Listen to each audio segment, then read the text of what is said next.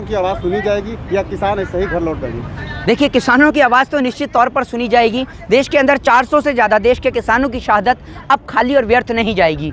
जिन देश के किसानों ने अपना बलिदान दिया, यहाँ बॉर्डरों पर आकर, दिल्ली के बॉर्डर पर आकर, सिंधु बॉर्डर पर आकर, गाजीपुर बॉर्डर पर आकर और टिकरी बॉर्डर पर आकर, जिन भी देश के किसानों ने अपना बलिदान दिया, उनका बलिदान इस देश की जनता, इस देश की आवाम और इस देश के बैठे किसान और इस देश के किसान संगठन के लोग व्यर्थ नहीं जाने देंगे। देश के किसान का बलिदान और उनकी शहादतें हरगिज़ व्यर्थ नहीं जाएंगी। जब तक ये तीनों कृषि काले कानून वापस नहीं होंगे, तब तक इस देश के किसान की बस्ती और उसका डेरा ऐसे ही इस रोड के ऊपर जमा रहेगा, जैसे कि आप मेरे पीछे देख रहे हैं। लेकिन किसानों को मुश्किलों का सामना करना पड़ रहा है, आंधी तूफान भी आ रहे हैं, टेंट भी टूट रहे हैं, कब तक ये सब होता रहेगा? देखिए, आंधी है चाहे तूफान आए, देश का किसान ऐसे के ऐसे ही डटा रहेगा और देश के किसान की लड़ाई अब डायरेक्ट इन तीनों कृषि काले कानून को लेकर डायरेक्ट इस देश के उद्योगपति और सरकार से है। वो इस देश की दमनकारी सरकार जो लगातार इस देश के किसानों के ऊपर दमन करने पे लगी हुई है, उन दमनकारी सरकारों के खिलाफ इस देश के किसानों ने एजेंडा खोला है और इस एजेंडे को विजयी करके ही देश के किसान अपने घर की ओर लौटेंगे।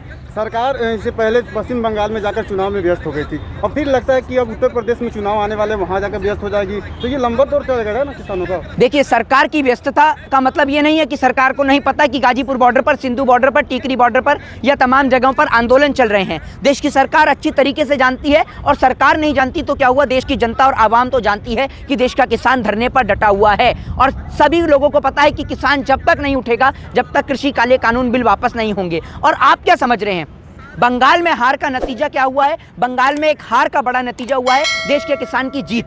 देश का किसान जो यहाँ से गया, तमाम बॉर्डरों से गया, वहाँ बंगाल की ओर रवाना हुआ और बंगाल में जाकर भारतीय जनता पार्टी के काले चिट्ठों की पोल खोली, तब बंगाल की जनता ने समझा कि ये वोट देश के किसान के नाम पर दिया जाना चाहिए। और इस बार मुझे पूर्ण रूप से यकीन है कि इस देश की जनता, उत्तर प्रदेश की आवाम भारतीय जनता पार्टी के विरोध में और इस देश के किसान के समर्थन में वोट डालेगी और भारतीय जनता पार्टी का उत्तर प्रदेश से भी सुपड़ा साफ करेगी। तो क्या ये मान लिया जैसे टीएमसी का जीतना, ममता बनर्जी का जीतना, ये किसानों की जीत है? निश्चित तौर पर जब इस देश के किसान ने ममता बनर्जी को समर्थन दिया तो ममता बनर्जी जीतती है तो देश का किसान जीतता है। तो आप ये नहीं कह सकते कि देश के किसान की ओर ध्यान केंद्रित नहीं है। देश के किसान ने दिखा दिया है कि कोई भी पार्टी जो देश के किसान की बात करेगी वही इस देश में टिकेगी, वही इस देश के अंदर परचम लहराएगी, बाकी कोई और नहीं लहरा सकती।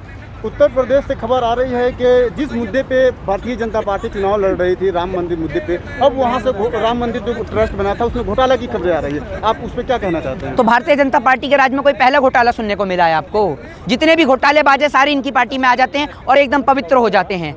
Bharatiya Janata party total घोटालेबाज party है। इनकी पार्टी के तमाम नेता और कुछ लोग तो ऐसे हैं, उनको इतनी बड़ी आपत्ति है मेरे भाई कि अगर हम इस देश के अंदर, इस देश की सरकार का विरोध करें तो लोगों को लगता है कि हम इस देश के अंदर मोदी जी का विरोध कर रहे हैं। भैया, मोदी जी सरकार में बैठे हैं तो इसलिए मोदी जी का विरोध किया जा रहा है। कल को अगर सरकार में नेहरू जी होते तो नेहरू जी का भी विरोध किया जाता है और किया गया था।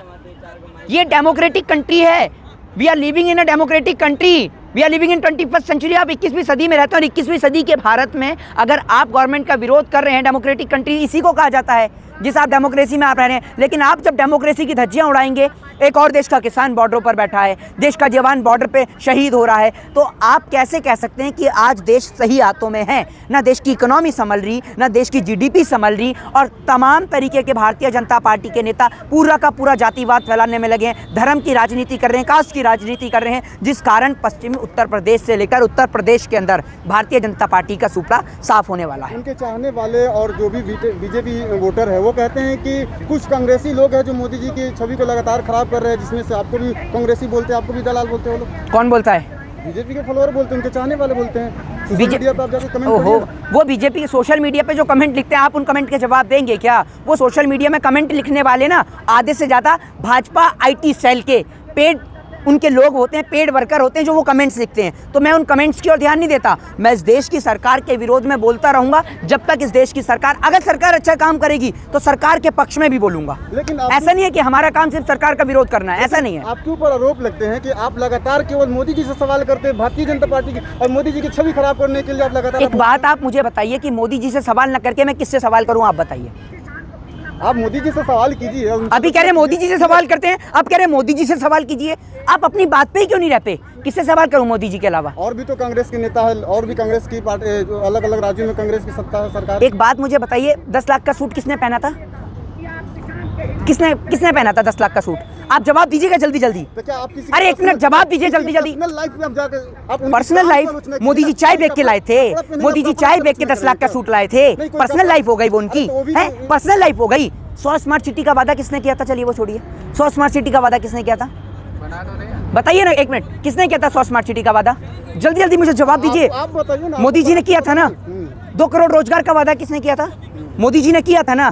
तो सवाल जब मोदी जी ने वादा किया था तो सवाल का जवाब भी तो मोदी जी से लिया जाएगा, ना कि वहां पर जाके अमेरिका जाके जो बाइडेन से लिया जाएगा। आप कैसी बात करते हैं कि मोदी जी से सवाल पूछते हैं तो ऊपर जाके नेहरू से सवाल पूछूं?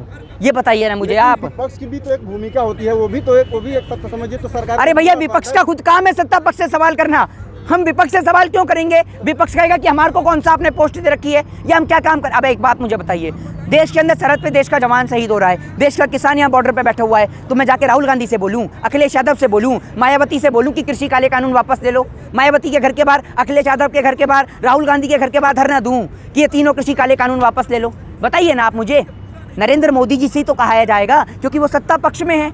आप बात को नहीं समझते और तमाम तरीके के लोग जो रोस्ट करने में लगे रहते हैं वो पता नहीं अपने आप को वही पंचर पुत्र हैं, पूरे देश की स्थिति पंचर कर दी और वही सबसे बड़े पंचर पुत्र हैं और दूसरों को बताने में लगे रहते हैं। लेकिन आपके ऊपर जिस तरह से आरोप लगता है कि आप कांग्रेस के दलाल है, घूस लेकर आप बोलते हैं, आप देते हैं, आप कैसे बोल सकते हैं ये है? आपको पता, सुनिए आप सुनिए कमेंट, आप अगर इस तरीके की बात बोल रहे हैं ना विदाउट एनी प्रूफ तो आपको पता है कि नहीं मैं प्रूफ दूंगा ना। कमेंट आपने पैसे देते हो, आपने देखा है? इस तरह के कमेंट आ रहा था। आपको भी तो कहा जाता है कि आप भी भाजपा के दलाल पत्रकार हैं, आप हैं भाजपा के दलाल पत्रकार, आप हैं, आप एक्सेप्ट करते हैं कि आप भाजपा के दलाल पत्रकार हैं? तो भाजपा के पत्रकार नहीं है तो हम भी कांग्रेस के नहीं हैं प्रवक्ता, समझे आप? अगर आप एक्सेप्ट करते हैं कि आप भाजपा के दलाल पत्रकार हैं तो आप मुझे बताइए, एक्सेप्ट करते हैं आप? बताइए क्यों चलिए आप यही इस सवाल का जवाब दीजिए। आपको भारतीय जनता पार्टी से पैसा आता है?